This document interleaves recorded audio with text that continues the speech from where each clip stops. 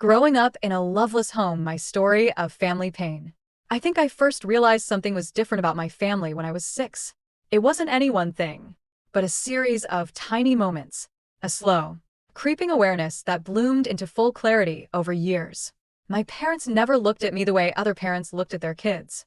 I'd watch families at the park, the grocery store, or through the car window on the way to school, noticing how other moms would hold their kids' hands or how dads would laugh at their kids' silly jokes. My own parents were nothing like that. For as long as I can remember, they'd look at me like I was a task, a chore to manage, a job they had to finish. I was raised in a sterile environment of rules and expectations, a home where love was only discussed in the context of how I should feel about them. The word love wasn't something they gave freely, it was a tool they wielded, always reminding me how much they sacrificed for me. I was supposed to appreciate them for it, to recognize how much they did to give me a life better than theirs. In elementary school, I'd pretend to be sick more often than I actually was. I'd stay home from school, finding solace in the stillness of an empty house. Those were the few days when I wasn't tiptoeing around their moods or rehearsing how to answer their questions in ways that wouldn't upset them. I'd curl up in my bed, feeling safe for those few hours, tucked under my blankets. My dad worked long hours, so he wouldn't be home until the evening. And my mom would often leave to run errands, so I could sit in silence without fear. Middle school was when things started getting worse. I grew quieter at school, retreating into myself. Other kids didn't understand why I avoided them or why I'd flinch if someone made an unexpected loud noise near me. I wasn't just shy, I was afraid. Home had conditioned me to be that way. I knew better than to argue or raise my voice. At home, any dissent, any spark of independent thought was extinguished with icy looks and scathing words. I remember a particularly brutal incident one Saturday when I was 13. I had forgotten to do a chore they'd assigned me, some small thing that slipped my mind. My mom walked into my room, her face flushed with anger, and without a word, she threw a basket of clean laundry at me. It hit me square in the chest, scattering clothes all over the floor. "Is this how you respect all we do for you?" she hissed. I spent the rest of that day in my room, knees pulled to my chest, wondering why everything I did seemed to fall short of their expectations. High school was a continuation of the same pattern, only the stakes felt higher. I was expected to get perfect grades, excel in extracurriculars, and follow their every rule without question. My friends couldn't understand why I wasn't allowed to go to sleepovers or hang out after school. They'd invite me, but over time, the invitations slowed until they stopped altogether.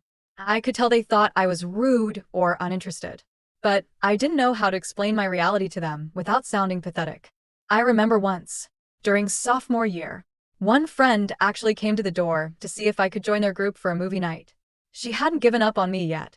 My mom answered the door, and I stood a few feet behind her, watching the look on her face. She gave my friend a cold, thin-lipped smile and said, "We don't let our daughter go out on weekends. It's family time." Family time, I thought bitterly, as if we'd ever sat together or shared any real bond. Family time was just code for control. The breaking point came during my senior year. It had been a particularly rough week. I'd gotten a B+ on a math test, the first in my life, and my dad had reacted with such intense disappointment you'd have thought I'd committed a crime. He barely spoke to me the rest of the week, just grunting in response if I asked him something. I'd hear him talk with my mom in the evenings, their voices low but angry. I couldn't make out the words, but I knew they were talking about me, about my failures and how I didn't appreciate all they'd done for me. That Friday, I couldn't take it anymore. I sat in my room, my eyes red from trying not to cry, thinking about how much I hated them. Not just a small hate, this was a deep, burning resentment that felt like it had been festering for years. It made me sick to my stomach, but it also made me feel powerful. I'd never allowed myself to feel that hatred fully. I always squashed it down, telling myself they were my parents, and I was supposed to love them. But in that moment, I let it all rise to the surface, and it felt liberating. As graduation approached, I kept my plans quiet. I had been accepted to a college several states away, but I hadn't told them yet. I wanted to keep it to myself, to hold on to that one shred of control. In my mind, this was my escape. I planned everything carefully, applying for scholarships and getting a part-time job after school to save up. I hid the acceptance letters, buried them in the back of my closet under piles of clothes, keeping my little victory private. When I finally told them, they didn't react the way I expected. I thought they'd be thrilled, maybe even relieved that I was leaving. Instead, they were furious. My mom accused me of being selfish, of abandoning the family. "You're leaving us." "Just like that?" she asked, voice shaking with indignation. My dad's face was a mask of disappointment. That same look he'd given me when I got the B+ in math. I stood my ground, told them I needed to live my own life. My dad's face hardened, and he simply walked out of the room without saying a word. My mom just shook her head, muttering to herself about how ungrateful I was. The weeks leading up to my departure were filled with tension and silence. They didn't offer to help with anything, didn't even say goodbye when I finally packed my car and drove away. College was a new beginning. For the first time, I could breathe. I made friends, joined clubs, and lived without constantly looking over my shoulder, wondering if I'd done something wrong. I began to see how different life could be, how happiness and self-worth weren't supposed to feel like forbidden concepts. The weight I'd carried for so long began to lift, and I felt more alive than I ever had.